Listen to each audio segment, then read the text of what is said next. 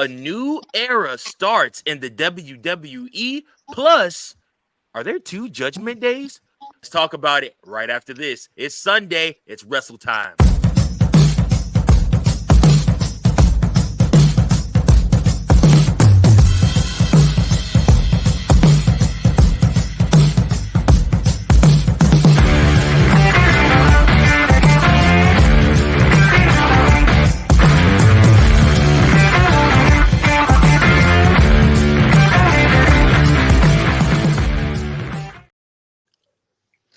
It must be Sunday because I am sitting at my desk.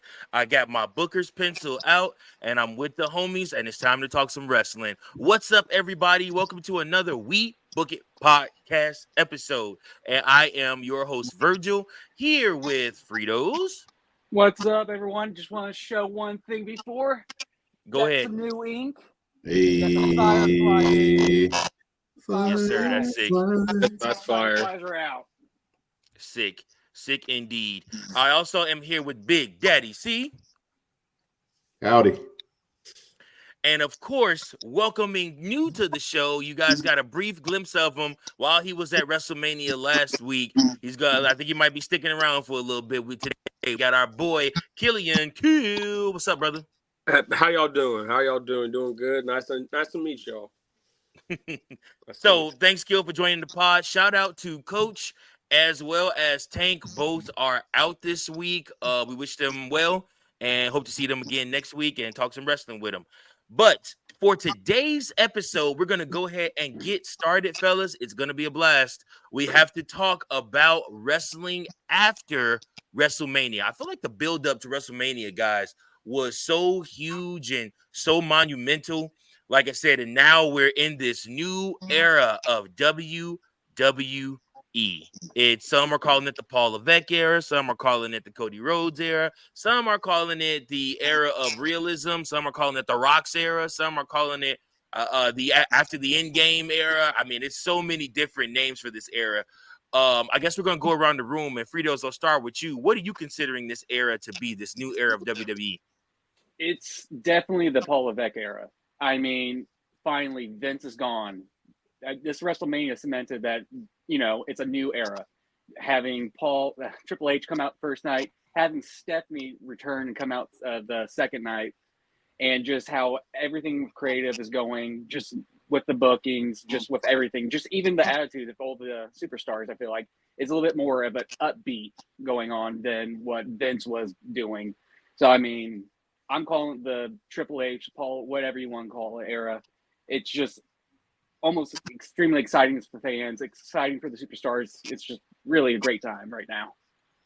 Indeed. Big Daddy C, what do you got for him? What do you think about this new era in WWE? What are you calling it?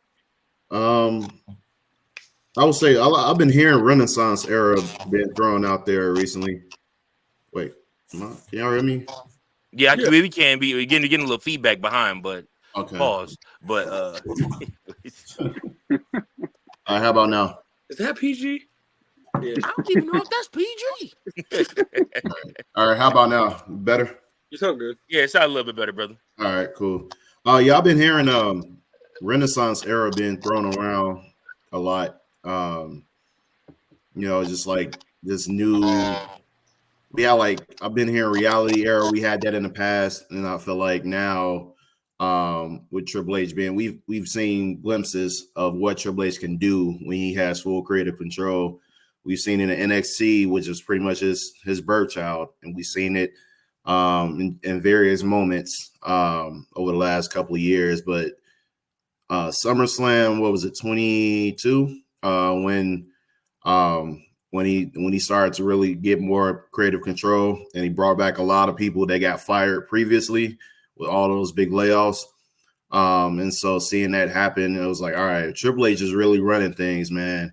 Like things are going to be like going well for WWE. So now that Vince is completely out of the picture, I definitely believe that Triple H is about to take this company to a whole new level it hasn't seen since probably early to mid 2000s, with the Attitude Era and the Ruthless Aggression Era. So I'm excited to see what's happening. New superstars coming into play. Hopefully we can get away from the part-time superstars holding titles coming in and stealing the shine of the young bucks. So I'm excited to see what not the tag team, the Young Bucks, but like the actual Young Bucks, like younger wrestlers. Yeah.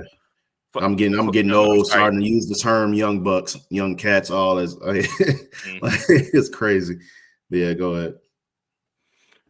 Yeah. No, I completely agree with you. Kill, what do you got for him? What do you think about this new era?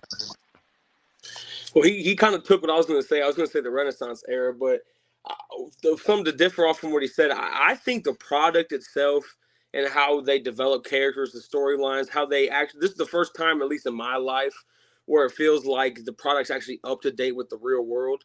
Feels like they've always been behind. And it's like now, like, I thought it was hilarious when Drew called Damian Priest Bondage Undertaker and a transitional champion. I was like, I can't believe they actually said it on TV. And then it's just like, I think it's better than like the product wise than in the Ruthless Aggression era. Now they might have had more legends, but how they use them and how they develop characters and everything, it's a lot better now. And again, the developmental system, Shawn Michaels and Triple H are cooking, and it's like the click won when you think about it. I can't believe the click won, but now they're running wrestling, and it's the best it's been since the Attitude Era. And it's the renaissance of wrestling, and it actually feels different. It feels like it's separating itself from Vince McMahon finally, and it's just what wrestling's needed for a long time. And I think part of it was, again, I don't really like Tony Khan, but I got to give AEW some credit. They put a little rocket under WWE's ass when Daniel Bryan, CM Punk, Cole, all those guys came there. They're pulling 1s to 1.2s. And again, from 2021 to the spring of 2022 for AEW, I watched more AEW than WWE. They were cooking with the product. And guess what? Even though WWE had more eyes, obviously the product for AEW was better. And after that, WWE's had a better product ever since. And it's just made wrestling nothing but better. I've had homies that used to crap on wrestling. They're hitting me up like, dude, wrestling's cool. I want to watch it. Oh, blah, blah, blah. And it's just like, I never thought I'd hear this in my life.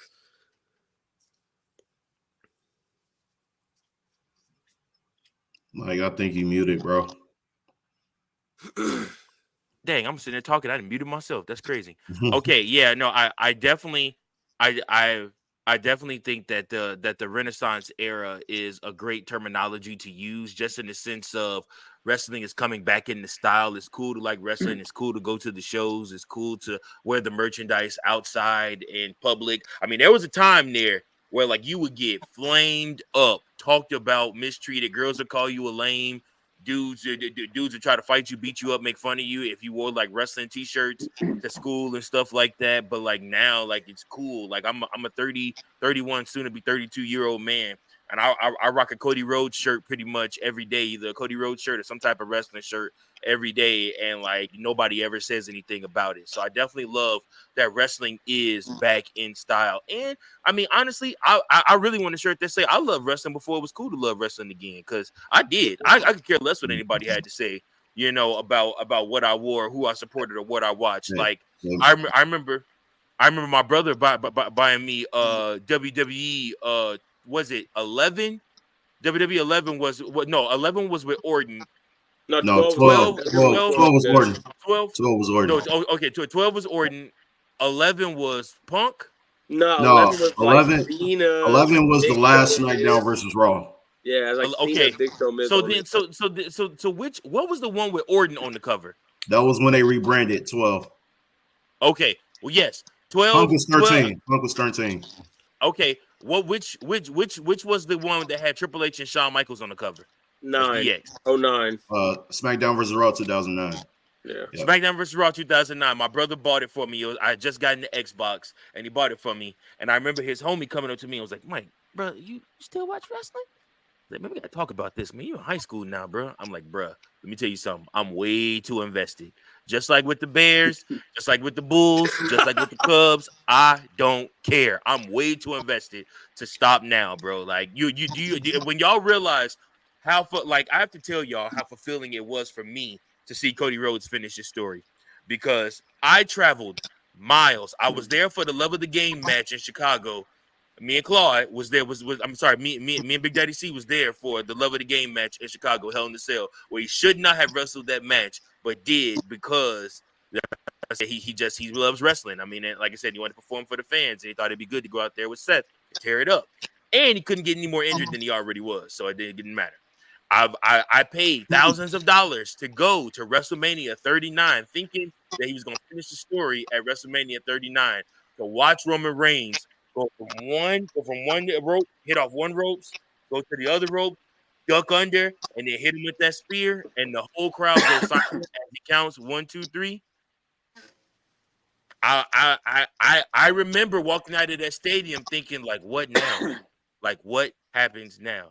But I also remember digging my feet into the ground along with Cody, like, nah, bro, like, this ain't the end of us. Like we're gonna go through some hard times, but in the end, you know what I'm saying, we gonna get what we came for. And of course, that happened last week when he won the WWE Championship. I'm not calling it an undisputed title either. I just want y'all to know that, because it's not undisputed. There's a world title on Raw. If you think about it, Mike, he pretty much took the same route Cena did, because Cena lost to Rock at 28, and then Cena had to go through that whole year of like failures, just about. Wins the Rumble, goes to Mania, beats the Rock, wins the title. So he got his redemption. So Cody pretty much went through the same thing, pretty much the same path. Especially in the sense that Cody, I think, his stuff was a little bit more organic. And you know what? I give you this. Kudos to WWE for writing a whole other year of compelling television, because a lot of people would have jumped off that train after Cody lost that first time, but they kept you pretty much entertained the whole time. I mean, his feud with Shinsuke kind of sucked. Whatever, it is what it is. But like I said, but past that, everything he did with Brock, Brock helped him. Yeah. Oh my gosh, yes, that Brock feud definitely helped Cody. It gave him something to do. It gave everybody something to sink their teeth in and to buy. And we really wanted to call that moment the hard times moment for Cody Rhodes, because I mean, like I said, Brock Lesnar put the man through hell for like 3 to 6 months of fighting back and forth. So but he gained a lot of respect, and at the end he got his hand raised. And again, these are stepping stones that established Cody to get to being the man who he is today. No, I do agree. And again, like I was excited when he came over from AEW, and I was excited when he came back from Torres Peck. But again, I was on the Roman train. I wanted him to retain. And after he retained in 39, I did not think that they would be able to keep momentum with Cody and ride it to where the fans weren't going to turn on him. Like, yes, I know it's a different fan base than AEW, but it's like, again, I still in a way feel like he could be a better heel than a face, because he comes out in a suit. He tells Samantha Irvin to announce his name again for everybody. Like, he does little things to where it's like, it's kind of, I don't know how people do cheer him in some ways, but I got to give WWE credit and give Cody credit for keeping his momentum and keeping the stock nothing but rising, to where I bought into where I'm happy Cody finished the story, and I'm glad, I'm excited to see what Roman can do without the title. And I'm excited to see if Cody can really be the face of WWE. And if he can, then it's the first time in I don't know how long we've actually had a second face of the company, to where you can go to Cody or Roman to put over whoever to make more stars. And it's great to see. WWE has definitely set themselves up for success in that rate. I mean, if you ask me, you're looking at a bunch of potential stars. I mean, again, I think Cody said it in the presser that he did with him and Jey Uso won the undisputed tag titles. Like, who's the quarterback right now? It's a you pick him. Like, obviously Cody has the title, so he's the quarterback. Before him, it was Roman.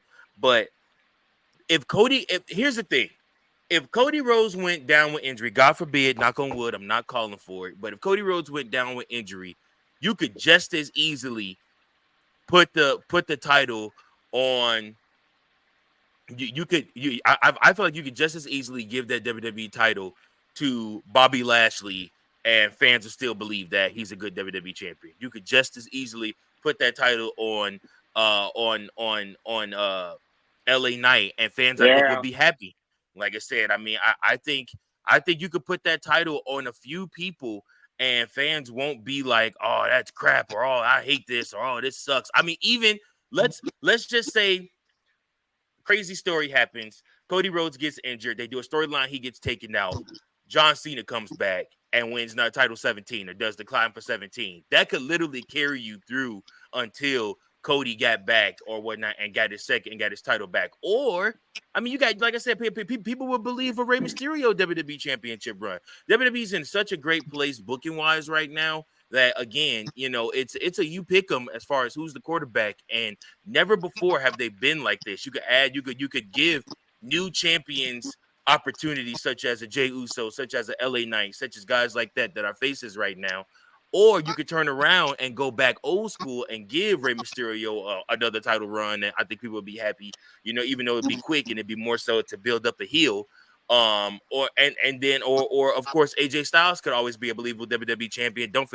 Let's not forget the legend killer Randy Orton, who I believe is somehow gonna probably end up attacking Cody Rhodes, probably, and leading to them working together at SummerSlam. I think at SummerSlam those two are gonna go at it for the WWE Championship. It's gonna be a good match too. Cody will win, but Orton's gonna beat him bad. So, moving forward, fellas. So, moving on from the new era, what did we all think of the Raws and SmackDown after Mania? This has all long been something that's been heralded as great shows, the best shows, the rowdiest crowds, different crowds, eclectic crowds, different things like that. Obviously, we got new set design introduced this week. As well as, again, it's the first Raw and SmackDown officially of the Paul Levesque era, even though he's been doing this for a while. But this was supposed to be at WrestleMania, and then leading after this supposed to be his coming out party. What do we think about the Raw and SmackDown after Mania? I'm gonna go to Big Daddy C first. So for me, I don't know. Like for Raw, I feel like it kind of y'all hear me? Yep. Okay. So I'm trying to catch his feedback. That's why I'm muting everybody else. Oh, okay. But yeah, I think for Raw, it kind of started off kind of slow a little bit. I don't know. I think it was that first segment. Because I know that Cody was starting off the show, and then I woke up probably around like maybe 7:30, and they were still talking, and I was like, it's kind of late for a promo, like, and so I watched the rest of the show, and then it kind of picked up, you know, midway through, and I was like, okay, it's not bad. I don't think there's many. We had debuts instead of like returns. You really had more so debuts from like NXT stars, so that was pretty nice to see. And so, but I think SmackDown pretty much took the cake for this week, man, because the new edition of the storyline. We'll get into that, I'm sure, later. But to see where this Bloodline story is going now, it definitely shocked me, and I'm excited to see what happens from there, as well as the the new talent that's starting to get their shine. So yeah, I think SmackDown pretty much overtook Raw this week in regards to, like, impelling storylines.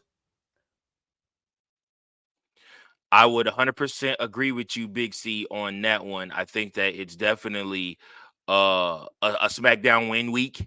Obviously, I think they had the most compelling television on wrestling television. They had the most compelling wrestling show on television this week. Kill, what did you think? I mean, again, he said a lot of stuff that I agree with. Again, probably the Raws leading up to Mania, they're probably better than SmackDown, which, again, I've enjoyed SmackDown the last year or so more than Raw. But Raw's done a good job about making a 3-hour show not fast forward. Like, I don't have to fast forward through. Like, a lot of stuff I was going through, I'm like, all right, I really don't care. But it's like they're making the TV matches on Raw actually mean something. And they're not doing 50-50 booking, and it's enjoyable. But again, on SmackDown too, it's a 2-hour show to where you can pay stuff a little better for TV. And it's like, bro, it's ran by. It was a great TV show. It's gone. And again, I'm enjoying the television. Again, I love Raw now because of Drew. Drew is my favorite thing on TV right now. He's awesome. And I'm glad that they give him something. He's feuding with Punk. Punk's going to come back. He's all on Raw.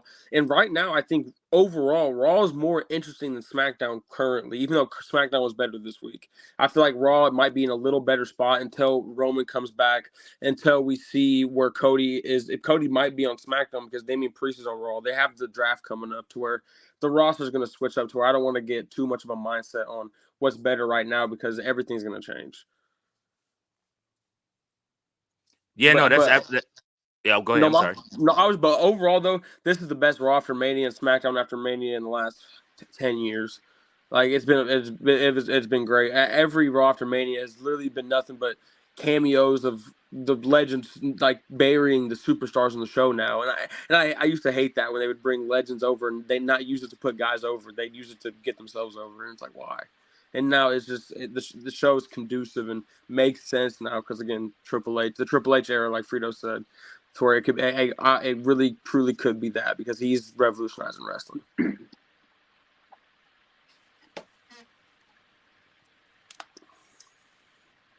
Can't hear you, Mike. Dang, I gotta keep doing that. Sorry. I 100% agree though. It's a big help in wrestling when you have booking that works together and like everything flows and everything makes sense and you tie up storylines and you start new storylines or sometimes, like I said, but you see everything to the end because people be invested. But it's hard for people to get invested and stay interested when it's just one-off matches or it's throw-off matches or it's matches that don't make sense, so the matches don't intertwine or the storylines don't intertwine or they just cut a storyline just because in the middle of it. You're like, well, what the heck was that? So, a big, huge part of the success of Raw and SmackDown is the way that they're writing the shows and making them must-see TV. Fritos, what do you think about the Raw and SmackDown after Mania this week? I agree with both. I mean, I thought the SmackDown was better than the Raw. I think what hurt for me for the Raw after Mania was the first hour segment with Rock and Cody. Just that weird sexual tension between them two, trying to hold each other's titles at the same time. I mean, I'm not judging. It's 2024, but a little bit odd. But I thought, like, after that, doing the NXT debuts for Dragoff, or have you said his name, Dragonoff? And Roxanne Perez, that's a good way to get more eyes on upcoming stars. Because, I mean, everyone's tuned in, so it's good. I mean, not a lot of people, I'm assuming, watch NXT like we do or whatever. So just for the general audience. 800 to 900,000 people watch it a week. Yeah. I'm just talking about the general. I mean. No, I know. Sure. Yeah. Sure. So, and I love the Uncle Howdy tease going on both nights. Kind of just the same thing like Bray with the White Rabbit teases and all that. I love it. I'm excited, especially now. Just before this, I saw on X that Eric Ronan, he had to cancel some of his contract stuff, so there's potential for him returning and doing a Bray 6. So it's going to be a good time for WWE going on. For sure. I like where you're going with that. I do agree that I think that there's some good opportunity coming here soon. However, if you're going to do Bray Wyatt's group, you gotta break up the Judgment Day because you can't have a bunch of different goth groups. You already got the Final Testament that's gonna be black, wearing all black, and talking cryptic messages and stuff like that. You got Scripps running around on NXT, and stuff like that. And he's talking cryptic and with this whole little rap group thing they got going on now, and they're trying to be hard and tough from the streets. And then, like I said, you can't bring back the Wyatts too, and then have them doing their cryptic messages and all their talk and stuff like that. Like we got to figure this out. That's one thing Triple H got to do. Some of these groups got to end. If you're going to continue this bloodline thing, not everybody needs to be in a group. Okay, this ain't 1998. Not everybody needs to be in a group formation. Like I said, you can have some singular wrestlers going on. That'd be my one critique on Triple H. Break some of these groups up. Judgment Day, you don't really need them anymore. If you're really gonna have Dom with Lafa, how do you say it? Lafa. I mess this up every single week. Hold on. Los Fantasmos or Los? Los Fantasmos. If you're gonna have Dom with them, that's cool. That's fine. He can war and feud with his father or whatnot. And then, like I said, you got the LWO. break up the Judgment Day, man. Like I said, I mean, Priest is good, gonna be good on his own, you know, and stuff like that. And Rhea can hold her own. It's time to see if JD can sink or swim. And we know Finn gonna be all right. He's just gonna be mid card, you know, put on good matches, be mid card, and do his thing. I mean, you know, it's not necessarily, you know, a bad thing to see the end of the Judgment Day, especially since Edge is gone and it was originally his group. Yeah, he did. The job has been complete. He did what he needed to do, get them over, and he did just that. They both world champions. Absolutely. And Finn Balor, at any point you could believe he could be a world champion. And we all can agree one day Dom Mysterio will end up being a world champion in WWE. He all he's got to do is put on 20 pounds of muscle, and dude, he'll be arguably, he might be the next face of the company. Him, Braun Breaker. And I wanted to ask how do y'all feel about Trick Williams? Because me and my dad differ on this. I'm like, dude, I know he's green. He's really green, but he has He has charisma shooting out of his ass. Depends on who you start him off with his first feud on the main card, like, because that matters. Like, a lot of people don't take into account of, like, all right, yeah, let's just bring him up, but who are you going to start him out? Who is his first major feud going to be against?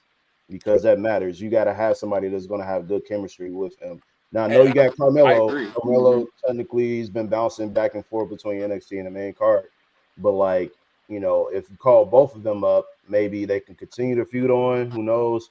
Or you can have Trick go against Braun Breaker, maybe. I don't know. But you would hope that they would save that. That needs to be something special. Because that's something you can always go to. Like, what I hated about Vince McMahon booking with Sami Zayn and Kevin Owens is every single time he didn't have nothing to do for them. He's like, well, just put them together. Just put them two together. Either let them fight together or fight against each other, and people automatically gonna care about it. And he like took advantage of that and almost prostituted just how special the chemistry is and the story is between Sami Zayn and Kevin Owens. And it's like, dude, like the Trick Mello gang, like that thing needs to be special. Like, let them stay apart for a while. You could probably bring them back together maybe in like a year or so. But like, that's another thing. Triple H has to keep the storylines going. If them two just fought at Stand and Deliver, you cannot immediately bring them up to the main roster. Like, oh, what up, bro? What's good, man? Yeah, we on top down. Like, dog, you can't do that. Like, that's the type of stuff Vince McMahon would do, and it would make no sense at all. It was like, bro, literally, they was just last week on another brand trying to take each other's heads off. You know what I'm saying? And now they're best friends going for the tag titles. Like, we get it that they brothers fight, but you got to do some backstory. There got to be a climb to come back. You can't just automatically be tight like glue again. No, I do agree 100%. And again, I just feel like with Trick, he has a lot of charisma, and in the size, he's very believable. He's a D1 receiver. He played for the Eagles, so it's just like it's hard for there's so many good legends and good veterans and over guys where it's like it's hard for me to feel like Triple H isn't going to put him with one of the guys that would work for him. I'm not creative. I'm not Triple H, but I do trust in him to do that. And like I said, I personally think he's better than Melo just because Melo is smaller. And when Melo, when he talks, it sounds like he just got out of promo class. I feel like he has wrestler talk. He don't have natural talk. When Trick Williams said, "I'm Trick James, I'm Trick Willie, Trick Curry," blah blah blah, like I was like, that's original. And again, it was cool seeing where, and again, that's with a lot of the guys like Ilya Dragunov. He's the best guy in the developmental right now. Him and Braun Breaker are close, but Ilya is insane. He's insane, and they have a lot of potential with the guys they have to bring up. It's where WWE's in a great spot. Agreed. Play football? Yeah. He played receiver for the Eagles. Yeah, bro. That's why. Most of the roster plays football. That's why wrestling's good now because they have a whole bunch of athletes.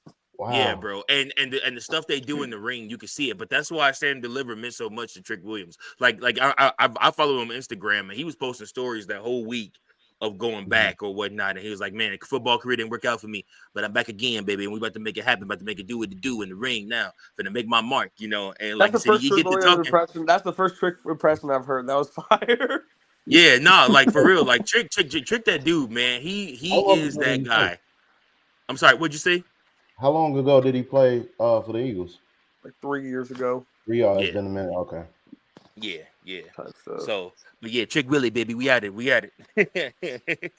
But yeah, no, and then I think that stamp of approval and that endorsement from Booker T meant a lot to Trick in his career definitely. and what he's going to do too. I really think Triple H holds in high regard Booker T's opinion, especially since reality of wrestling is a thing, and like Triple H really does cipher talent from reality of wrestling. So like, if you like, literally, I wish in a WWE video game they would do like different little developmental brands. Like you go to Seth Rollins, like you start off like your career In going Iowa to Seth or Rollins whatever. school, Yeah. to Iowa, or you go down to Houston, or you go over to Bully Ray school or Devon school, wrestling school. Yeah. And then like that's where you start, and you literally got to work your way up from that to even get noticed. You got to get their approval first, and then go from there to okay. Now you get to go up to WWE developmental. Now Triple H sends William Regal to like 2 or 3 of your matches down at Reality of Wrestling. You know what I'm saying? Stuff like that, or even OVW with Al Snow. Like I said, like you get to choose which one you want to go to, which one for your career path you think would be the best. But like, and literally, you got to climb your way all the way up to WWE. But that'll make for a very long video game, though. It's like you going from high school to junior college to like a Power 5 college like Alabama, and then going straight to the league after that. So it's like levels that you got to climb and get to the top. Yeah, but that's real wrestling though. That's really how wrestling goes. Yeah. So, I would say that for me, I was very impressed with. I wanted to see what Triple H's touch was going to be. What are going to be some different things? Because Kevin Dunn is out too. It's not just Vince McMahon that's out. It's Kevin Dunn that's out too. What's your touch? What's your thing that you add or you put into it that's like, mwah, or like that's my touch, that's my thing. So a couple things Triple H added. Those backstage segments are can't miss, and it's not necessarily always for what you seeing in the main focus of the camera. It's the conversations you're seeing behind that.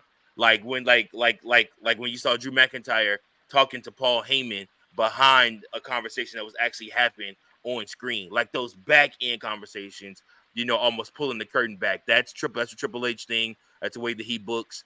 Also, when there is a big return, like the CM Punk return at Survivor Series, when like they show like the little copyright credits at the bottom, and you think the show is going off, and then it kind of fades, and then you hear CM Punk's music hit, and they just show him, and then like it's like, wait a minute, oh snap, like that's crazy.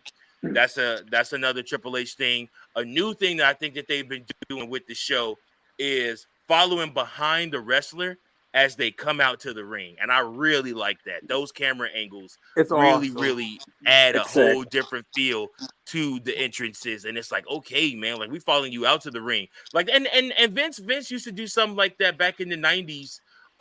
Like you would like he would do, like you would see Stone Cold, like they play good music like and then Jared be like, and Austin's headed to the ring, maybe for the last time as WWF champion or whatnot. He would like walk to the ring, but before he would get to Gorilla, they would go back out to the arena and show like the beginning and the crowd and stuff again like that, and show the beginning of the entrance. But like Triple H is literally following you all the way out to the ring with the superstar. And I mean, I personally think that that's a really nice touch on people's entrances, especially when you're building them up to be very important. I think it's the first time ever on TV like where they've just like actually had like camera set up in Gorilla. It's the first time we've ever had this much access to the Gorilla, and now it's probably they probably have to really minimalize what's in Gorilla so they can put it on TV, because Gorilla doesn't look like what I would think it would be. So they definitely have to really put things where they need to be to make it conducive for TV. But it is just cool. Like again, like before Mania, the Raw before Mania, they were going. They had like the people going up the escalator and have like seeing the arena outside of it while they're behind a fan and stuff. And it's just like little attention to detail, just cool camera angles and stuff like that. Just like, thank you, make it seem different. And the thing is, the stuff that they're going to implement, and I'm hearing they might implement whatever. It is a gradual thing to where you can notice it, but it's not so just we're all putting this right here. It's just such a new product to where we can't digest this new stuff that we're even getting. To where it's been a slow. What are some of the other new things that you're hearing that they're going to try implementing or we're going to see? I think it's just trying to just make it presented like a sport. Not saying like, oh, we're gonna have rankings like AEW, but it's like the interviews. I like that they're using the 8K cameras when they're coming out of the car and coming up, and then you'll have the interviews back there. You're seeing dudes dress more how they dress, and it make the product feel more real. And again, I'd like that it's wrestling, and wrestling's in its own universe and own reality, but you still have to make it somewhat attached to reality, or people ain't gonna buy into it. And again, it's nice seeing they're making a wrestling figure of CM Punk in his street clothes. Like that's cool to me. And again, and that's just little stuff that adds on to everything to make the product overall just feel more whole. It's not just one big thing. It's so many tiny little breadcrumbs that add up together. Right on. Fritos, are there any new things that you're seeing or noticing that you're like, man, like I'm really loving like what they're doing with the product? I mean, you all said it. Personally, I love that back shot camera pause, but that coming in through the back, going through I call it the control room, and going on the stage. I did that on purpose. It's a big pause moment right there, Fritos. Big pause moment. Yeah, but that back, just seeing, you're getting more glimpses of like what do you call it? That the little room where Triple H is at. I can't think Gorilla. off the top of my head. The gorilla. Yeah, just what you never really saw that with Vince. So it's kind of cool just to get more behind the scenes of WWE and just kind of all that. Personally, that's my favorite. Just seeing them walking like what KO did. It's just awesome. Really. Agreed. 1,000%. Moving right along, fellas. We do have to talk about this because this is huge coming out of WrestleMania, especially with how the storylines progress from Monday to Friday night. So just to give everybody a little backstory, obviously Monday Night Raw, Cody comes out first and he does his promo, obviously as the champion. He gets introduced by Samantha Irvine twice as the new WWE Undisputed Heavyweight Champion of the world. And like I said, everybody's cheering, and it's a real feel-good moment. It's that feel-good moment for every fan that has wanted Cody Rhodes to hold that championship, not just for himself, not just for Dustin the Natural, but also for Dusty, the American Dream. So it really means a lot that title is on a Rhodes right now, and that they are able to stake claim that they do have a world champion in their camp. So it's important for that. Then The Rock comes out, and we have the most awkward session ever. Like, and it's like The Rock is like soothing him and like looking at him like all like crazy or whatnot. He's like, damn, that's a damn good looking title there, boy. And like the way he keeps calling them boy and the way he's saying it, oh boy.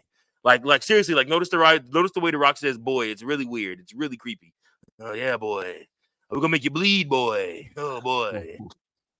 Like notice that like that's a real thing that happened. Like that's why I can't make me feel very uneasy. I'm like, Rock, stop it. All right, okay. There's a lot of women that like you. You don't have to say boy like that. Oh boy. Oh boy. That's almost like a reverse effect.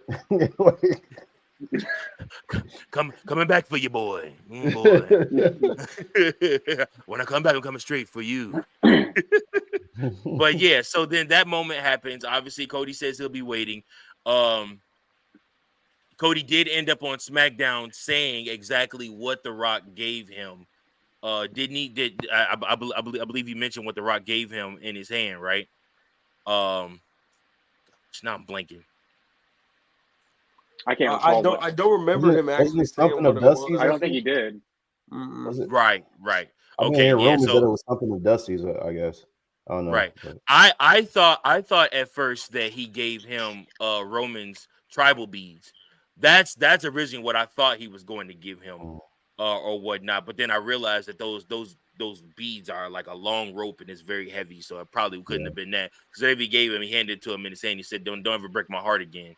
So, whatever the case, like I said, it was dope though to see those two interact. Obviously, The Rock with the People's Championship, and I do hear tell that The Rock does want to defend that People's Championship at some point. So. I mean, if Cody, let's say Cody loses this title quickly at Money in the Bank, like somebody cashes in on him, and he loses the title quickly, then he ends up like fighting The Rock at like SummerSlam or something like that, 1-on-1. And never how plans will go or plans will change. Hopefully Cody does have a more lengthier run than that. Hopefully he holds it at least till December, maybe January, but we'll see. However the case may be, then you look at after coming out of that, the Bloodline on SmackDown walks into the arena, and they go towards the doors that normally say the Bloodline on them or say Roman Reigns on them, and that door says Cody Rhodes on it, and they can't go in there. And then Kevin Owens sleets past them real quick, slide-like, and drops a little bar on them. It's like, oh, yeah, you guys aren't invited. There's a broom closet down the hallway. You guys go there. Epic moment right there, treating their lives or whatnot. And obviously Solo looking crazy eyes on him, OG crazy eyes, saying, I'll fix this. I'll fix him. I'll fix this all. And so, like I said, he claims he's going to fix things. And, of course, he then tries to fix everything. In a promo Paul Heyman is giving, he's talking about how, the Bloodline lost and everything like that, but now they must restake their claim. They must get the title back into the Bloodline and everything like that, and how they're going to do it. And this is orders of the tribal chief. And then, of course, out of nowhere, Solo attacks his brother, Jimmy, Uso, and knocks him to the ground and beats him up, along with the actual, gosh, what am I trying to say right now? Son of Haku. Yes, the son of Haku comes. Tamatonga. It's like Tamatonga. Yeah, I don't know why I want to call him Tamala, but it's a Tamatonga comes out of nowhere, and he attacks Jimmy, and so Solo and Tama beat up Jimmy Uso, and whole time Paul Heyman is selling this thing crazy, man. He's like, no, this isn't what the tribal chief wanted. This isn't what the tribal chief wanted. So all of that backstory leads me to then ask this question to you fellas. Are there two bloodlines? Fritos, what do you think? Hell yeah, there's the two bloodlines. I mean, after that Solo attack, taking Heyman's phone, throwing it down, smashing it, I've been seeing stuff on X right now where, there's the hypothetical, pay-per-view going on, maybe Summerslam or farther down, where it's going to be Roman. There's going to be reuniting with Jimmy, Jay, and Sammy being babyface, because I know WWE's wanted to do a babyface of Roman. Then it's going to be feuding with the final boss, The Rock, Solo, Tonga, and Fatu, which I think he's going to be there this Monday, interrupting Jay's match. So they're kind of setting that up for Civil War Part 2. So it's probably going to be a War Games, more likely. Or War Games, but that'd be sweet. But they're setting that up. They're, planting that seed. And, I mean, they've already done that. I was looking at TikTok earlier where they were saying how Solo has been playing this, I think, since December. I can't remember the clip, but it was like his face looking at Jimmy, and you could tell the gears are turning. Whereas right after that, Roman said, "You're the next one up. You're the next tribal chief." So those gears have been turning. But I mean, they're already planting those seeds. So we're gonna have two bloodlines, and it's gonna be a bloody civil war. It's gonna be great. Big C, what do you think is going to happen, and what are you hoping for to happen? Just pretty much the same thing Frito said. Now, originally, I predicted if they were continuing the bloodline stories, which they are, I was under the impression that it was going to be all bloodline versus all WWE. So basically, pretty much what we got at Mania. I thought it was going to continue on throughout this entire rest of this year, leading up to Survivor Series. But the idea of a bloodline versus bloodline war is a lot more intriguing. There's a lot more appeal to that, because we've already gotten a taste of it. With Roman going against Jay, when he first started his run as champion, going against Jay and Jimmy, until they decided to join him. So I think now you add more family members to the dynamic, and as well as The Rock, you got two different leaders of each group. Now it's like, okay, all right, who's going to align with who? But Solo already kicked Jimmy out, so now Jimmy is pretty much going to align at some point in time. He's going to realign himself with Jay. It's not going to be now because Jay he's at a high with his Solo run right now. So I believe at some point in time the Usos will reunite once Roman decides to come back, and then whenever Jacob Fatu joins the fray with Solo's group, it's definitely going to be fun to watch. I'm intrigued to see what's going to happen with that. So all you got to do is just keep tuning in every week to see what's going to happen.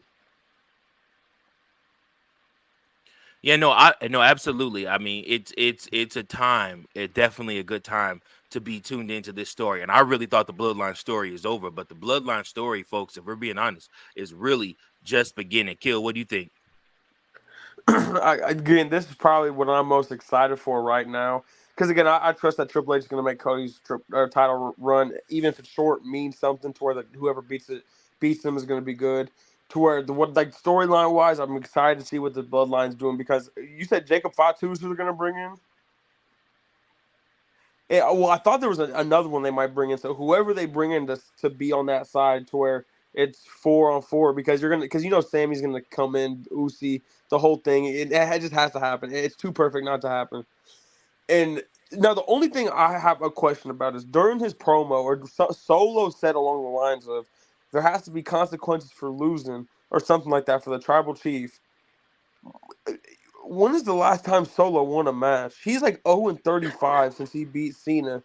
To where it's like, who is he to say there has to be consequences for losing? Like, I know Solo, they making Solo a monster and blah blah blah, but you just got squashed by Cena at Mania. You getting your ass whooped by Cody Rhodes backstage, and The Rock comes and saves you. Like, every time I see Solo, even though he's supposed to be the strongest lackey ever, he's getting his ass kicked. And now again, I still like what they're doing. It's just, why have Solo lose before doing this? It would make this mean even more if this motherfucker hasn't lost since John Cena. If he had won all his matches, or more than half his matches leading up to this, it would give him more validity to do this.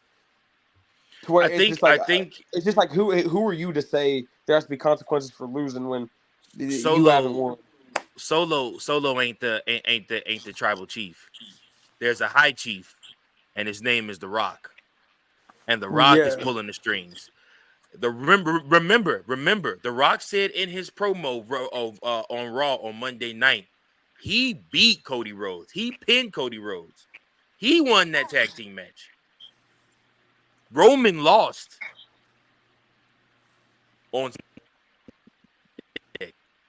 So, like I said, The Rock won. The Rock ain't a loser. Roman Reigns is a loser. And The Rock is going to come and tell him he brought shame on their family. He brought shame on their name, losing to Cody Rhodes at WrestleMania 40. He's going to tell them his title reign meant nothing because on the biggest stage at the biggest WrestleMania, you couldn't get the job done. And I had to carry you, even though he didn't really. But he's going to make, The Rock's going to pretty much talk down to him, make him seem like a loser. And Solo's going to ride with The Rock, the high chief, because the high chief is higher than the tribal chief. The high chief is over all tribes. The tribal chief is over one tribe. So like I said, The Rock is over all of them. And I think that's where they're going to go with this storyline. And I'm really excited to see where they take that, because it is true. The Rock is the high chief. He's the greatest Samoan wrestler ever in the history of Samoan wrestlers. And there ain't no doubt about it. So, like I said, it's intriguing to see where this story goes. We're going to be following this week after week. You can make I'm not going to start arguing. You can make a case Roman is a better pro wrestler than The Rock. I love The Rock. I'm not saying he is. But I'm just saying there's a case you can make that Roman revitalized wrestling and brought wrestling back. Now, Rock doing what he's doing has helped, but there's a case that Roman is the greatest of all time. There's a case. The final boss is what made that whole storyline mean something. And I hate having to argue this, because only you would make me bring this up and have to do it this way, because literally I argue all the time about The Rock with my best friend Milligan. and literally, like I said, it's terrible because now you're going to make me tell you how important The Rock was to that storyline, and I mean how bland and plain the last 6 to 8 weeks would have been had it just been Cody and Roman. I'm not But disputing that. I'm not disputing that. No. That's not my argument. But you're taking away The Rock had nothing to do with 2020, 2021, and right after Mania 38 when Sammy joined, that whole year of television and Royal Rumble 2023 was cinema. Again, Roman has elevated so many guys that this had nothing to do with. Now, the last 2 months, yeah, Rock has made this awesome, and it'd be way worse if he wasn't a part of it. But I'm saying there's a case for Roman just in totality of being the fair. That's what I'm talking about. There could be a case made, but it's a losing case. I'm not saying it's a winning or losing one or one that I agree with. I'm just saying in objective, trying to be as objective as possible. There is a case that Roman has arguably the greatest. Well, stop being objective because there's also a case that John Cena is arguably the greatest, but you don't want to hear that case. I'm not. I don't. I think it's hard for me not to put him on my Mount Rushmore. No matter what I say, like it's like the top 3 on the Mount Rushmore is unarguable. Hogan, Rock, Stone Cold. That's the 3 on the Mount Rushmore. You can't argue it. And the 4th spot is between Macho Man, Ric Flair, Undertaker, Cena, Sting, and maybe one other guy. And it's hard for me to not say Flair. It's Flair between Flair and Cena for me, even though I don't like Cena. It's hard. You considering Sting in your Mount Rushmore, bro? Miss me with all that. I'm not saying me. I'm just getting the 4th spot is arguable. I'm messing with you. 4 or 5 names again. Yeah, because Sting's still wrestling. He's still awesome. And Sting was Randy Savage. I don't like Randy Savage. What? I'm just saying. Macho Man's more over than most. Not on no Mount Rushmore though. Not on no Mount Rushmore. You must not have watched the stuff in the 80s. You must not have paid attention. And not outside of the stuff we see on outside of YouTube. I haven't watched it because listen, Randy Poffo.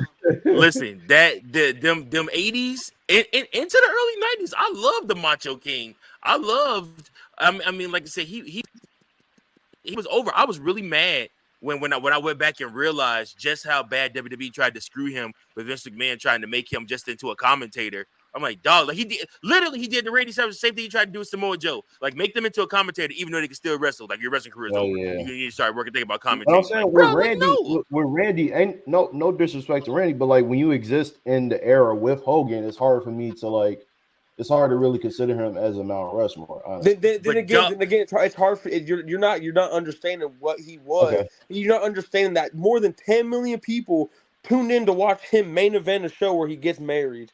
Like, again, that's how over he was. And again, I see more Macho Man shirts other than Awesome 316. I see Macho Man shirts more than anything else. Wait. But that's also because the Macho Man shirts are sold at Walmart and people be trying to look cool.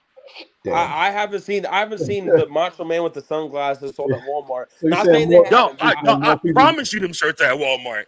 So you saying that's how over he is. More people get their shirts. You said more people get their shirts off from Walmart than they do off WWEshop.com. Then that makes my case even more. That Macho Man shirts are in Walmart. I didn't know they sold WWE merch at Walmart. It's Macho Man. It ain't much, but Macho Man is definitely in there.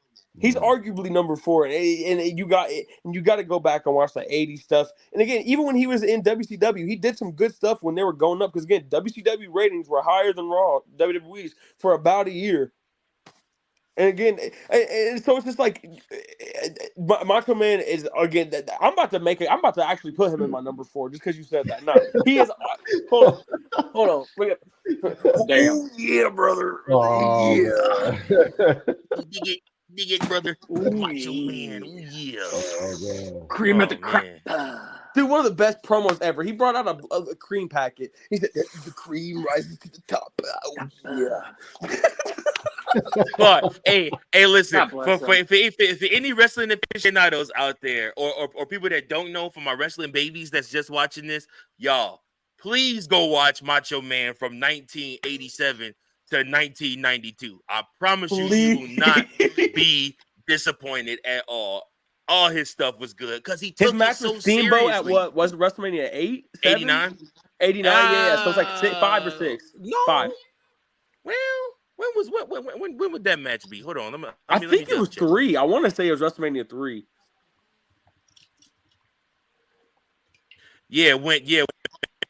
When Steamboat came out with the supposed dragon and the fire breathing and stuff like that. Yes. Yeah. Yep. Yeah. It was at WrestleMania 3 where Andre main evented with Hogan. See, that Mania is one of the best Manias ever. That Mania is great. Okay. Honest moment real quick for y'all, and we got to get back on topic because we got some other stuff to talk about. We're almost to an hour already. But I just got to tell y'all, I have a really hard time watching those 80s WrestleManias. Like, it's a couple spots I'll go watch. Like, I loved Macho Man versus Flair. That whole feud for the WWF Championship. I love that feud. That was great. I don't like going back and watching 80s Hogan matches, and I really don't like going watching 80s Bret Hart matches. I don't really care that much for 80s wrestling. What? Like it's tough for me. Well, it's really Are tough. you specifically just talking 80s Bret Hart? Or are you talking Bret Hart in the whole? 80s Bret Hart. Okay, fair. I almost made my heart stop. Like, I thought you were. Hold on, You almost killed a man.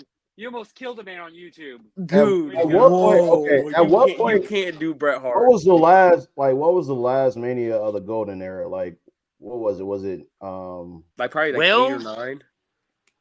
Well, okay. So if we're gonna talk about that, what was the one where Bret won the title? It was I feel like WrestleMania 10 because he beat Owen in the first match, and then the last match he won the title. No, he lost to Owen in the first match. Owen won. He lost he that cage match twice to Owen. that night. Yes, bro, you got to go back and watch this. Okay, I know he faced Owen. I didn't know he had a title match later on that. I need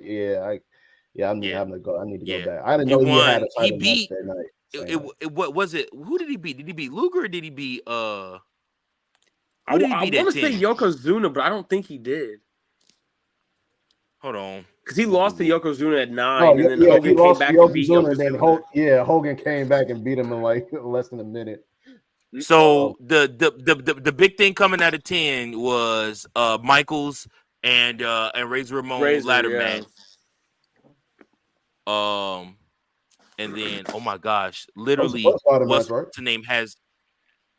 I'm sorry, what'd you say? That was the first ladder match, right? One of. Okay. I mean, they say it is, but I think they had I think what's crazy is Bret Hart thought of the idea and he did it on a house show before all this. That was the first one. That was the match that revolutionized what we see today, because all the high flying moves and stuff we see off the ladders and stuff like that. Yeah. And in their match, they actually had psychology with what they were doing. 10 was at Madison Square Garden. Yeah, this really was Bret's match, and I messed up. I'm sorry. Bret and Owen went against each other in a regular match, and Owen won by pinfall. He rolled him up. Yep. Oh my gosh, Bam Bam Bigelow versus Bam Bam Bigelow and Luna Vachon so cold. versus Bam Bam Doink and Dink the Clown. That's hilarious. Yeah. Randy Savage versus Crush. Man, you know that Vince McMahon had really high hopes for Crush. I don't know. That's hilarious. Hold on, I'm trying to find this title match down here. It might have been Luger. I don't know though. Fritos. It wasn't Luger. The best step. It was Yokozuna. The best step ever. It was Yokozuna. Bro. You're welcome. You're welcome. Man. You're the best step ever. He got his win back from WrestleMania 9 or whatnot, and took the title at 10. What dip is that? See, it's a Cajun crab dip from Schnucks. Yeah, Fritos put me on to it when we was watching WrestleMania at Devin's house. Well, at Tank crab, you saying? Yep. Okay, all right. I might have to go try that out. But moving right along, because we have labored you folks. Let's talk about why did AEW show the clip from All In? Yeah. I do not know why. I do not know how. I think this is going to have huge ramifications I'm gonna go ahead and let Kill shoot on this one first. What was your thoughts about the Young Bucks segment where they showed the actual clip from All In? I keep saying All Out, All In. I apologize. My first thought was, thank you. Thank you for proving everything CM Punk said in the interview. Not even with how the fight went. Just that this is not a company like this is the first thing they're trying to pop a rating. I got 820,000 people. Whoop-de-doo. And again, this company isn't professional. Tony Khan is a fan. He's a mark. Like, again, I'm a mark too. And again, if I'm not saying if I had his money, I would do any better than him, but I shouldn't be running a wrestling company. He don't know anything about wrestling, and he doesn't understand how this makes him look stupid. This did nothing but get him over. Grayson Waller, Drew McIntyre, these guys are referencing this stuff on Instagram, and the thing is, these dudes doing that is getting that more over than what AEW's doing. So it's like AEW can thank themselves for being such marks that these guys are making fun of them on a national level. So that's the only thing it did. That's the only thing, and it just frustrates me about AEW because I loved it so much, but it's too indie-fied. They're trying to appease a small demographic, trying to appease the hardcore fans, and that's not going to attract nobody. The casuals do not want to see the hardcore fan stuff. They don't. And then this just all plays into it. And again, I thought it was hilarious. Like everybody was just sitting there listening to these dudes argue, like all of it. Nobody broke it up until Punk had to wink and then grab him by his hair and put him in a chokehold. And the thing is, yes, Punk was describing it more calmly because he's in an interview, but he didn't lie. He said exactly what happened. Exactly what happened, and he didn't say Jack Perry threw the first punch. He said sometimes, like Chael Sonnen said, I can't let you get close, and he did what he said, exactly what he did, and it just makes him look stupid that CM Punk is their biggest draw still, and not even in the company. Not even in the company. I have to do this real quick for Tank, because if he was here, he would say it. See him. Oh wait, no, actually, I'm not Fritos. I'm not gonna step on your moment. That's your moment. Go ahead, say it. Say what? CM Punk is the only person to ever main event, or not main event. He's the only person to be on AEW TV, Raw and SmackDown and WrestleMania, and New Japan also referenced too this past week. Yep, all in the same week. Fritos, this AEW moment, how did you feel about this clip and them showing it? I'm not gonna lie, as soon as I've seen it, I've nonstop been thinking about it. We are literally seeing history repeat itself. This is WCW 2.0 to a T. After they show that clip, they show Tony Schiavone head down, disappointed, upset, because he knows this company is failing. Like he was the Bash of the Summer, Bash of the Beach. He had the same look. Yep, where he's like that. Look, it's also the thing with Edge coming out last week or 2 weeks ago, saying how important AEW is, all that. He's happy, it's a great company, all that bullshit crap. AEW is important. It lit a fire in WWE, and now we've got the best project from WWE. And for fans, look, I didn't know too much about the New Japan wrestlers, so seeing them on TV here in America, knowing about Kenny, knowing about the Young Bucks, and all that, it's just great to expand my knowledge of more wrestlers, getting into more of the New Japan stuff, getting more into the indie stuff. So AEW is important in that aspect. But with this, they shot themselves in the fucking foot. I'm sorry I cursed. This is literally... Sorry for cussing. Yeah, so I'm going to apologize. But this is really, pissed me off to a T. Because Tony's just being stupid. Someone needs to tell Tony, hey, you need to hire someone for creative. You need to hire someone for booking. You need to hire someone for discipline at this point. If you got guys, running around like Jack's doing, being a jackass... You need someone in there to be a presence, just to get people in line. Right now, it's a dumpster fire going on, just with everything. But yeah, I can't really. The whole situation just gets me mad, really. And it's really unfortunate because they had such high hopes. If you talk to people that was with AEW from the beginning and actually excited about AEW, they'll tell you they had such high hopes for how that whole thing was going to start. Like how they were going to be an alternative, they were going to be something different, they were going to be something fresh and something new, because real hardcore wrestling fans were tired of the way Vince McMahon booked. And because of that, they pushed them towards AEW. And like I said, they try to protect AEW for oh so long, but some of the most hardcore AEW fans I know now are turning their back on AEW. Like, bro, like this ain't it. Like this ain't even good, compelling wrestling. Big C, what do you think? Man, first off, when they first announced that they were going to show the footage, my first thought was like, okay, what purpose is this going to serve? I'm like, how is it going to benefit you once this is all over? You show it. What changes? Like, what is going to be different for you guys than it wasn't already before? I'm like, you show off footage of a guy, for one, who's currently injured. Well, he's still recuperating somewhat, but he's at a new place in his life, and with the company he started out with, you know, that he got his name, like he really built his name and his superstardom with, and he's better off right now than he was with you all.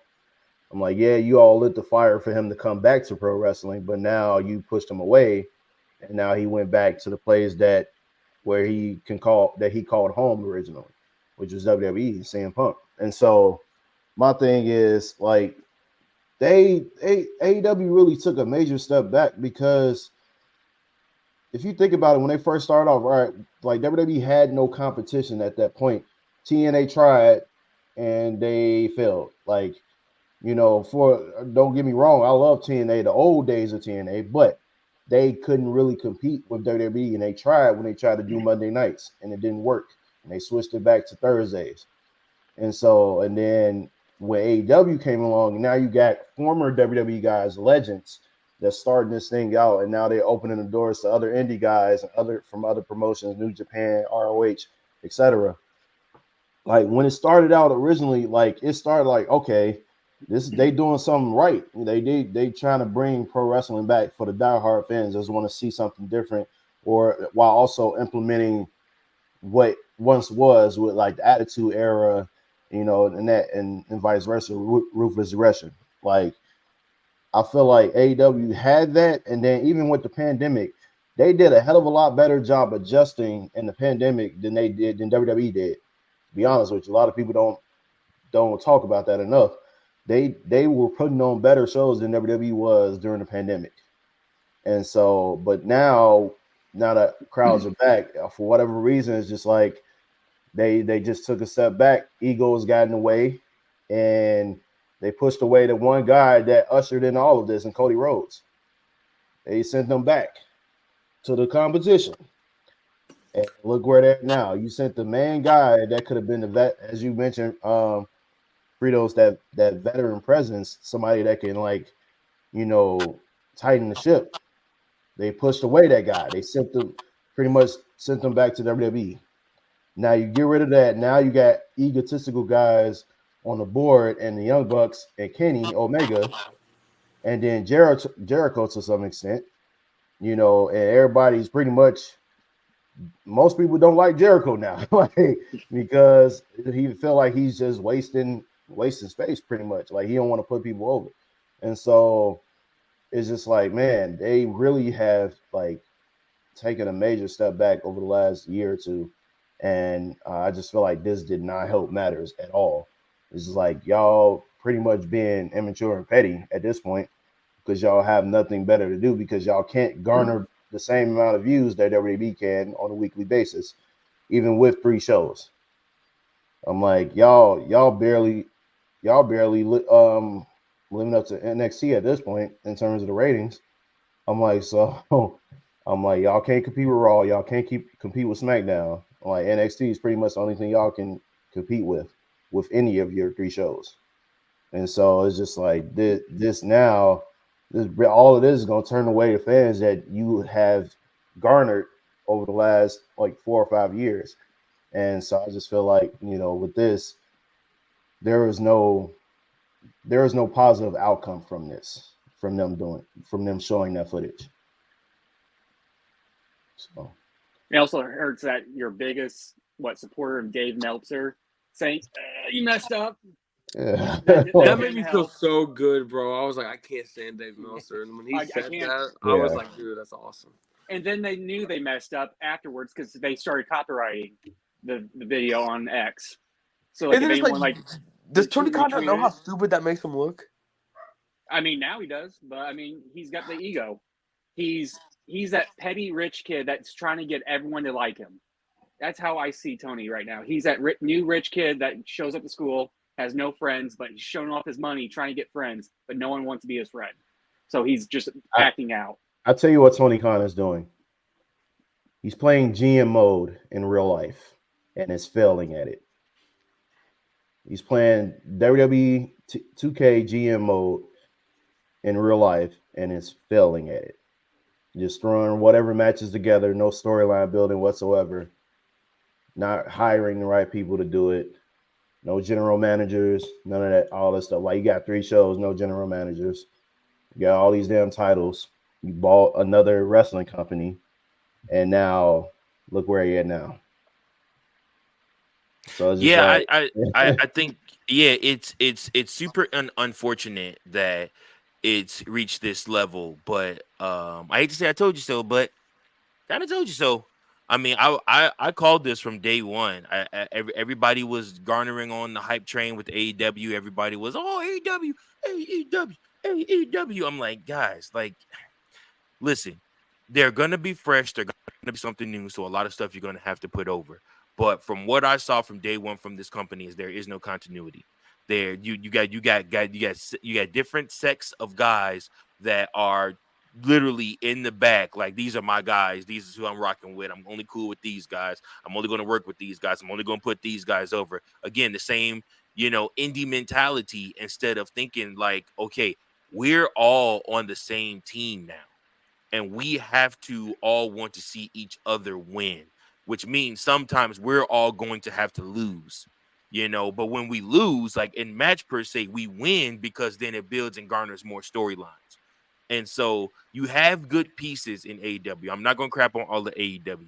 I will say Sting was a bright spot. I hope he enters into some type of management role after he retires, or at least some type of role where he's able to at least just like mentor guys and talk to them. Obviously, Edge is the best mentor you could ask for. They also have Arn Anderson. They also have Tony Schiavone. They also have Jim Ross. They also have, Dustin Runnels. They also have, all these other guys in there, older guys that have been through the ringer and been through multiple companies. I mean, some of those guys, have been through AEW, WWE, WCW, and the NWA, and ECW. I mean, like I said, and some have even been to Mexico. I mean, Jeff Jarrett has been all over the world wrestling. That's the same thing with Goldust, bro. Goldust has been in every company. Yeah.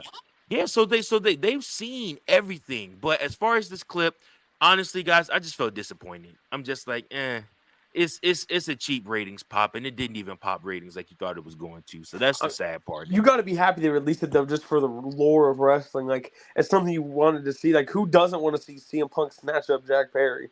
Like, I just I want to see him bite or fight Kenny Omega and the EVPs. I would love to see the Brawl out footage. I wouldn't. I think the stories and the folklore are better than actually seeing the real footage. To me. That's something I've always loved about wrestling in general. Like, I don't know if you guys watch like What Culture or like the other like places where like they post like the live interviews and things like that, where like it's also on YouTube, it's different YouTube channels, but like guys tell stories.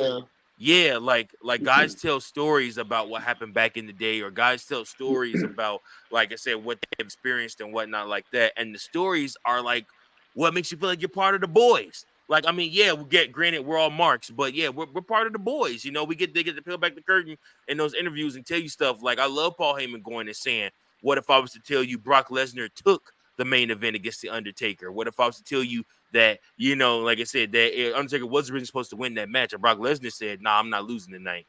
and he took matters into his own hands. Like just We leaving that. we'd be getting worked if you really believe that. It's him. It's wrestling. Like I don't believe Brock Lesnar said, "I'm not Undertaker. You're going to lose tonight," and then he refused to kick. I don't believe that would happen, no matter what Paul Heyman says on TV. Correct, but what I'm telling you is the stories are always better than seeing the real footage. I was underwhelmed by what I saw. It wasn't like that video was like, oh man, like he really dunked him. Oh man, like he really like choked him out or something like that. Like I love the story of Taz and RVD, and RVD going up to Taz, who's supposed to be this badass in ECW, and telling him pick a hand, and literally smacking the mess out of Taz. Like I love this. I love the folklore stories. Don't ruin it by showing me true footage. Because if the true footage don't match what actually happened, then it's kind of like, all right, whatever.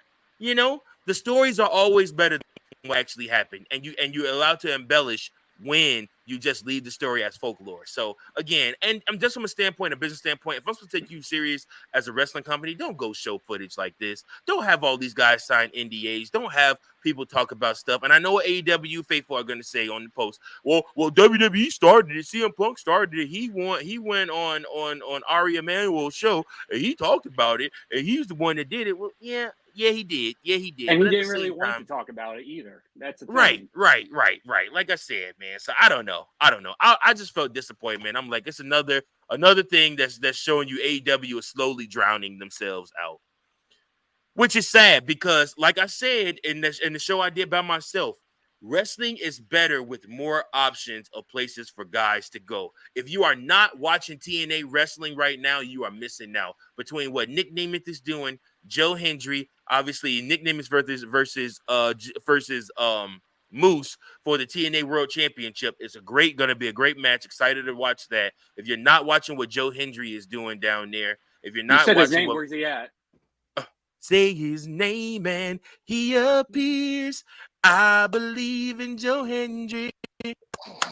I believe in Joe Hendry. Oh my god! Damn it, TikTok. Oh my god! I swear, I thought he was going to break in my door as soon as you said his name for the third time. Oh my gosh, like dude! Man. I wish Joe Hendry would break in my door. I really want to buy some Joe Hendry merch because dog, dude, I love that dude. I really love Joe Hendry. He's really entertaining. I hope he gets a WWE run. Please, wrestling gods, give Joe Hendry one WWE run so we can show what he's made of because the dude is money. But moving right along, folks, we are having a good conversation. Hope that you guys are enjoying us too. WWE Draft. Let's make this quick. Who goes where and do you care? I'm gonna go to Fritos on this one first. Fritos, WWE Draft. With Roman being gone, I see Cody going over to SmackDown. You know, keep the ratings up. Raw's, the hottest show. You could keep the Judgment Day. They're basically running that show anyways. So that's going to be fine. I'm trying to think. After that, it doesn't really matter to me. Sure. Then, there's going to be some NXT guys getting mixed up. I think Jade's going to stay on SmackDown with Bianca. They're going to continue doing that feud. Bayley's going to stay because Rhea's going to stay on Raw. Then one surprise I think is going to happen. I think Breaker's going to go to Raw. Only because originally, Rumble, when they removed Brock, Braun took his spot. And I would have loved to see that feud with Dom and Breaker. I think that'd be great. So that'd be like the one surprise after them making a big deal. Oh, we signed him to SmackDown. He's had all these squash matches going on. And then when he goes to Raw, it's going to be, what we see on NXT, just him out of the gun, going nuts. Gotcha. Yeah, no, Braun Breaker going over to Raw would be a game changer. I would definitely put him in that IC title picture immediately. Killian, what do you have, sir, for WWE Draft? Who goes where? I honestly kind of wish they weren't having the draft. I understand it. I wish they had it like every few years because I think how they have the roster split right now is really nice, how the storylines and everything. I kind of hope they don't use the draft to kind of split up some storylines they don't want to finish, which they probably will. But for the most part, I think what I'm most looking forward to is I think they should make Jay or Jimmy a free agent because they always have that free agent stuff. So they should make him a free agent to where wherever they go, at some point they're going to go to where their brother is so they can help him and kind of reunite. So that's the really thing I'm most looking forward to, is if they utilize that well. Even though I don't think they should get drafted together, if they do get drafted on the same brand, I'm cool with that. But I want to see one of them be a free agent. So it's like, oh, I don't know where they're going to go. Boom, I come to Raw and help, or come to SmackDown to help my homie, help my brother. And then now we're the Usos again.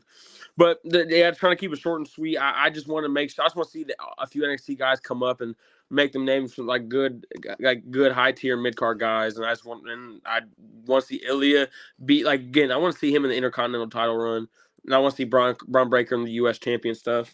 And leading up to Money in the Bank, I need to have Tiffany Stratton and LA Knight win it. Tiffany Stratton is the next best women's wrestler of all time. I don't care what anybody says. She's that good. It's Tiffy time. It's Tiffy time. Excuse me. All right, Big C, what you got for him, brother? I think for me, in regards to Jay, I feel like is the draft, is it going to be after Backlash?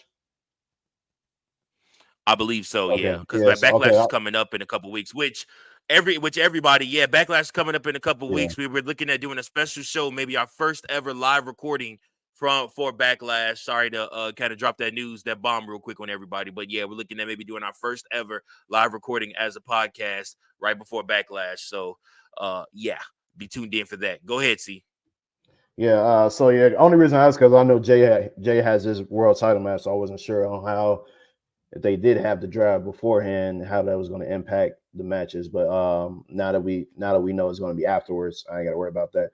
But I think I was thinking they put Judgment Day on SmackDown, and then we have a Judgment Day versus Bloodline. Or Judgment Day versus the Pride. I'd like that better. But that's a good idea. That's a really good idea, C. That's a great idea. Hey, wait a minute. No, fuck C's idea. I'm sorry. Skip C's idea. My idea. No, the Pride versus the Judgment Day. And then let Bobby Lashley win that World Heavyweight. Y'all know how cold that that World Heavyweight Championship is gonna look with Bobby Lashley holding it, bro. Like, that's the man. Like, I'm sorry, the Pride is cool, but they gotta make him beat bigger guys than the Final Testament. No more feuds until they get a new name. That is the Pride is crazy. Rule. That's insane. First off, Virgil, no Disney themed. No. Sorry, I apologize for my F-bomb, guys. No Disney it's like TV. Names. No Disney themed names around here in WWE. This is a new era. No cheesy names. Okay. We don't need no Pride, no Lion King related stable names. Okay. So like let's keep it interesting and like intriguing. Pride it's trash. Okay, we got Final Testament. All right, that's nice. That seems like it's like it's more of a authoritative, a scary type of it's like an intimidating name. The Pride is not intimidating. Hurt Business was intimidating. All right, you go from Hurt Business to the Pride. I don't know why they just weren't the Hurt Business. Yeah, it was supposed to be Hurt Business, right? Yeah. And they just all of a sudden, yes, the Pride. Like, what about them is the Pride? Like, I just need to know. The name, it's in the name. I mean, it's in the name. We're proud of our name, the Pride. I think Priest going over to SmackDown would be a refreshing thing. Like just the whole Judgment Day, honestly. But because the only reason I think that was because you got Santos and all them. You know, you got that whole dynamic. With Dominic having his alliance with them. So it would be intriguing to see how that plays out as well. If Dom is going to stay with them for one, stay with Judgment Day. Yeah. So if you do that, if you book that way, see, you got to trade one of them groups over to Raw then, or at least two of them. The Final Testament needs to go over to Raw then. Well, yeah. Because they got the most like stables or factions right now. Bruh, it's way too many. You got Damage Control. They can honestly go over to Raw if you want. Like I said, and heal it up over there with the maybe you're returning Alexa Bliss. Little Miss Bliss is on her way back. Am I a hater or like Do you guys actually care about damage control? Like, No. No. I have Clearly, been the you one haven't person- watched the show because I have I been the on one damage control person- every week. Yeah, we had like me and Mike have been the two people on this show that had spoken out against how we don't give a crap about damage control. I never gave a crap about them from the get-go, even when they all returned. When you were at Mania last week, wow, it's crazy to say you were at Mania last week, isn't it? Yeah. Just think about that. But when you were at Mania last week, when Damage Control had their match, did you feel the urge to have to go to the bathroom while their match was going on? I even did during the Bianca match, or not the Bianca match, the Bailey match. I went and smoked on the balcony. And there it is. Took a bathroom. There I it got is. something to eat. There Bro, it and is. I heard the pop, and I was like, oh, it's time for the main event. Let's go. Thank you. Hey guys, you know what that's called? It's called a piss break. That's what you do with matches that you don't care about or don't matter. And that's what those matches were. And I hate that it's mostly the women matches because I the women watched the women division's the best it's ever been. You got Rhea, Jade, Tiffany, Raquel Rodriguez. I like Alexa Bliss. You got what's her name? Liv Morgan. No. It's loaded. Skip Raquel Rodriguez. I can care less about her. You don't see the potential. Then she's a star. I don't see the potential because there isn't much potential. Hey, Killian, cool. I watched that tag match with the Power versus damage control for obvious reasons. Hey, for obvious reasons. What's the reason? Please describe the reason to the. No, because they're not PG. Shut up. Okay, hold on. Can we talk about something? Why was the Mexican match sponsored by a Mexican water company, and then why was the match with 3 black women and it's sponsored by Wingstop? That is crazy to me. And crazy to me. The Pride's match was sponsored by Gin and Juice. Yeah. Hey, if Snoop Dogg came up with if that one. we bring stereotypes back and we're being crazy and shit, fuck, we might as well just do it right out the gate. Let's go right out at it. What? That's crazy. It's insane. Call it what it is. Okay. I'm not saying it's right. I'm just trying to see. I didn't think I was the only one that saw it. For me, what I want to see coming out of the WWE draft, and as the weeks develop, we'll circle back to this question. But as the draft gets here, and we'll talk more about it as story develops, and we see who potentially could be on the move from the blue brand to the red brand, and who could be on the move from the red brand to the blue brand, or who could be at NXT. You never know, because honestly, if y'all noticed, what the heck's that little girl's name? DJ's daughter. What's her name? Ava? Claude put his head down. I'm just kidding, y'all. No, Ava Rain. No, we know. Ooh, he called it forehead. Oof. Let's what the match gonna be. Rain.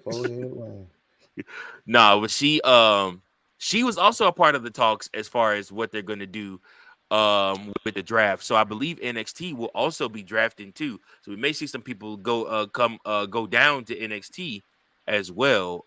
So we'll see what happens with all of that. Again, I think it's important that you finish up, tie up whatever loose ends you got with whatever storylines before the draft happens, unless you're going to plan to draft both people over to that brand and continue that feud going on over there. But you don't want to leave any loose ends. I agree with Kill on that. I do think that the World Heavyweight Championship being on SmackDown will be huge, especially with Raw moving over. I'm sure WWE signed a contract with Netflix and promised them the best stars. So do not be shocked if you end up seeing Raw being front loaded with a crap ton of stars and SmackDown being Cody, Rock, Punk, Roman. Like, oh my God, all of them. And then SmackDown, since it's on USA, being kind of next up, like I said, because SmackDown has always been the workers' brand to me. I think ever since Paul Heyman took SmackDown in 2004, SmackDown stacked with the women's division. Yeah. But it's always been the workman's brand to me. It's like so like putting the World Heavyweight Championship over there and make it SmackDown, like I said, where you take that next step, where you take that next level. I think Damian Priest would take a lot of pride in being the SmackDown champion. I think him and Bobby Lashley cut up some good matches. Obviously, like I said, you got to get Drew McIntyre in there. I do believe he ends up winning the World Heavyweight Championship at Clash at the Castle. But yeah, I like I said, Raw's gonna be stacked, and with good reason, because Raw being TVMA, bro, that's gonna be crazy. If y'all thought Chef's kiss. what we saw leading up to Mania was nuts, no sponsorships, no commercials, literally just all Monday Night Raw. Do you think Bro. SmackDown eventually gets a part of that deal as well at some point? So SmackDown will end up getting some type of streaming. Here's the thing: USA needs to have that weekly rating somewhere.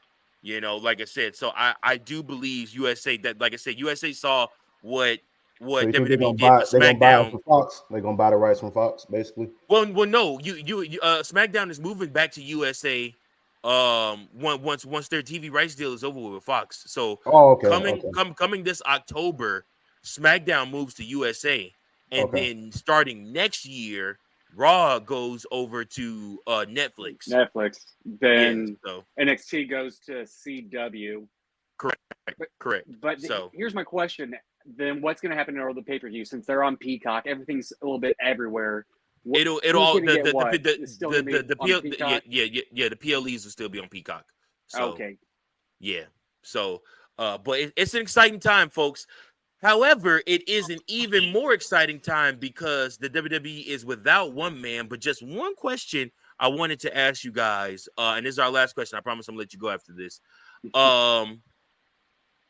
If Vince McMahon started a renegade wrestling company, would you watch? And why? And I'm gonna start with Big C on this one.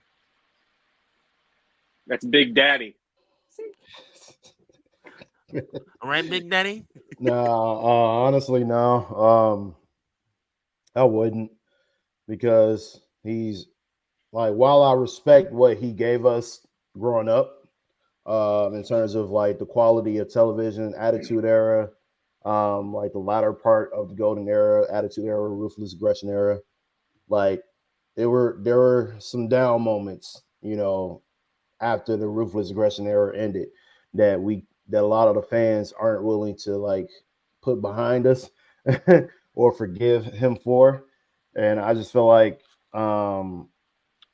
it'd be same old Vince McMahon doing things like, you know, unless he tries to recreate Attitude Era. I don't know if that's even possible, you know, try to bring TV 14 material with the new company. I don't know. I just feel like at this point, with what Triple H is doing, and then you got Endeavor backing him, especially with The Rock involved, I just feel like it wouldn't, I don't know, unless he buys TNA or something. I don't know. But like, I just feel like it wouldn't hit the same, man, because he made his name with WWE. Like he took over after his father. I just feel like trying to start a new company, it just wouldn't feel right, honestly. I doubt that Anthem would sell him TNA, but that's who owns. Is that who owns TNA? Anthem? Yeah, okay. Anthem. Fritos. If Vince McMahon started his own wrestling company, a renegade wrestling company that he owns, simply him, maybe him and Shane, go into business, start their own deal, father-son business from ground up, would you watch? No and yes. Like if it's on TV, no. We already know what Vince is going to do. He's at this point, he's like that, your grandpa. He's set in his ways. He's not going to change. He's not going to evolve. At least with Triple H, he evolved with all the booking, everything. It's fresh. Vince is just kind of like still water. We know it's going to be the same thing over and over again. He's not going to change. Now, if there was something cool, I'll check the clip on YouTube. I'll see what it's on X or TikTok or whatever. But like sitting down, you know, with my valuable time, no, I'm not going to watch some product that he puts out if he starts up a company, buys a company or whatever. Okay. Killian, if Vince McMahon starts his own renegade wrestling company, would you watch? I listen. There's shock value in it. There's going to be a lot of stuff in it. There's going to be money backed into it. Not saying I don't agree with anything he was doing, but if he's going to start a wrestling company, I'm going to watch the first few episodes. Like, I'm going to give it a shot. You never know. I'm not saying it's going to happen, But if he did, I would watch the first probably month of it, see if it was even watchable. And if it wasn't, if it's the same Vince stuff, then I'm not watching it. But and the thing is too, it's like if we're saying that, then we're saying that he's free of all the legal stuff because he won't be able to start a company unless that's able. So if saying that he can start a company, saying that he's gone of all that legal stuff to where he's not found guilty of anything, to where even I don't agree with it. He didn't do anything wrong in the court of law. So I'm not agreeing with his morals, but I would see what he's doing on TV for wrestling just because I'm a wrestling mark. I'll watch it. I just have to tell y'all, and I pose this question for a reason because I want to be honest. I just want to be. I just got to keep it real, as a now defamed R&B artist used to say. But I'm watching, bro, because I know Vince McMahon, and I know he is pissed like to no end. You see Linda at the WWE show. She was at WrestleMania this past weekend. Stephanie, Triple H, bro, are you kidding me? And that's his company that he bought from his dad and put on his back, bro. I know he at home fuming. So the only thing he gonna do is write some fire content, bro. Like he is going to be more energized. He'd hire Vince Russo. He'd hire Vince Russo. Bro, I don't know who he would hire. I want him to get a company now. Go get, bro. Well, he got to get the legal stuff out of the way first before he can start a wrestling company. We're doing a hypothetical. We're not doing all. This is all hypothetical. He gets past everything, and I want to say this as a forefront. If Vince McMahon is guilty of doing any of those terrible acts that they said he did, he deserves to go to jail, point blank. Now, if he didn't, and he is acquitted of all charges, O.J. Simpson, rest in peace. Then I need you to understand that this man is going to come back with a vengeance. Like, to watch what they doing with his company and how literally Paul Heyman took a dump on him in his Hall of Fame speech and then turned around and backed Triple H like that. And Stephanie's came back to the company and Nick Khan turned his back on him. Like, bro, do y'all not understand what Vince McMahon, Kevin Dunn, and probably Bruce Pritchard, because sooner or later I'm calling him for it. Bruce Pritchard probably got 6 more months of having his job at WWE, and it's over with. I'm sure they're gonna get him out the way too, because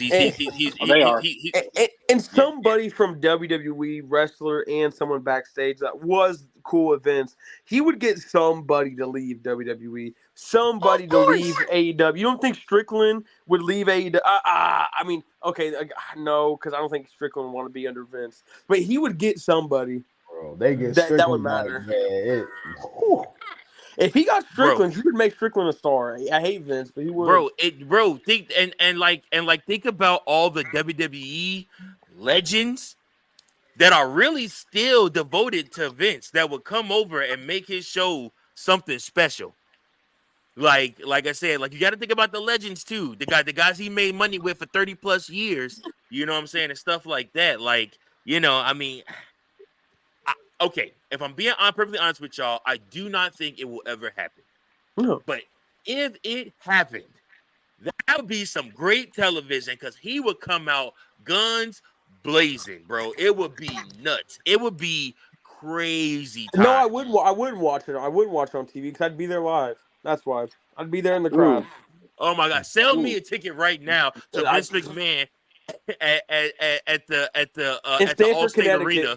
Yeah, Vince McMahon at the Allstate Arena, like I said, selling out, doing another version of All In, but his style, like I said, I mean, it'd be nuts, bro. The booking would be crazy, and he let the disgruntled wrestlers from the Triple H era come work for him now and crap on them, dude. It'd be crazy. He's got an extra $1 billion something now because he sold all the shares in TKO and everything. You know what he should do? You know what he should do? Have all this going on behind the scenes and it's just out of nowhere. Like, hey, we got an event coming up at this date and time. Get your tickets. No, like explanation. Like, hey, we got a new company. Come see us at this place, date and time. that'd be a way to sell tickets because people gonna be like, oh shit, Vince McMahon he gotta bring back the WWF, the Worldwide Wrestling Federation. Crazy. I may be intrigued if he did that. If he just kept it on the wraps and then all of a sudden That's came what out I'm of saying. nowhere. Because you don't know who will show up. What'd Like you say, Fritos? Or I was gonna think about this. I literally just popped in my head. Watching, all this legal stuff. Hypothetically passes, he's cleared, whatever. He goes AEW. Dude, I would watch. Think about it. What? My enemy of my enemy is my close friend, whatever. Bam. He definitely helped Tony Khan instantly.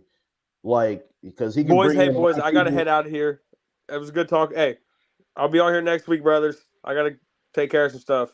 All right, man. It's good. Glad you joined us. Handle business. Peace out, bro. Hey, stay smooth, y'all. Yep.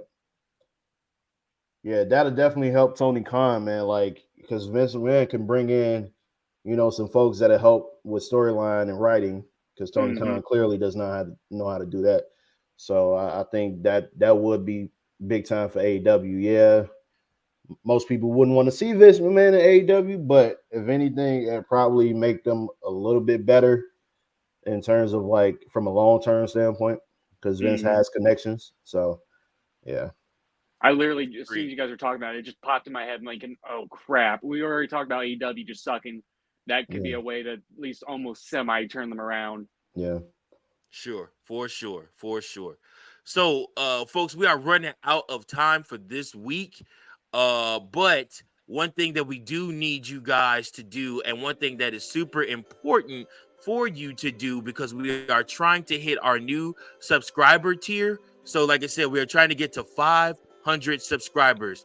And in order to do so, we need you guys, the listeners, to like, share, and subscribe to our channel, the In My Opinion Network, whatnot. We appreciate all of those that have already subscribed, and we hope that you share the content, that you like the content, you enjoy the content, and yeah, man, like I said, we're trying to grow. We're also going to be doing some giveaways here come real soon. Within the next week, we're going to be doing gift card giveaways for our newest subscribers. So make sure that you subscribe to the network. We are doing big things coming. And yeah, we appreciate you guys, man. What do you guys got for them? Anything? Any last remarks? Yeah, just more emphasis on sharing. We know y'all got wrestling fans out there. Continue to share what is on Facebook, IG, X, YouTube. It don't matter. Like, share. Like, yes, that's indeed. the biggest way we can get the word out outside of us, sharing ourselves, so just share as much as possible. Or if you got to tag people in the comment section on our post that we post on social media or IG, do that, so yeah, definitely get the word out. Interact with us. Leave a comment in the video. Tell Tank that he sucks. Be like, oh, I hate my bananas because of you, Tank. You suck. Start little fan groups. Start, say, hey, I'm a corn chip. Respect your Booker of the Year, all right? Or, oh my gosh, that's amazing. Exactly, right? Or if you're a son of Big Daddy, whatever. Just comment. I ain't got no son yet. You might well Fritos just signed you up to be father of a bunch of different people. So, like I said, we'll see what happens. You can say goodbye to that check, brother. It's out of there. All the child support you finna have. All right, everybody. We appreciate you guys for rocking with us. This was a long episode, but I think a good episode. We talked a lot, and even more wrestling is coming as the weeks come. So we're gonna keep it moving. So stay tuned for the We Book It podcast. And one last time, guys, remember to like and share and subscribe to our channel. This is the only way the channel can grow, and we need you to help us do so. Peace out, y'all. Until next week, we appreciate you.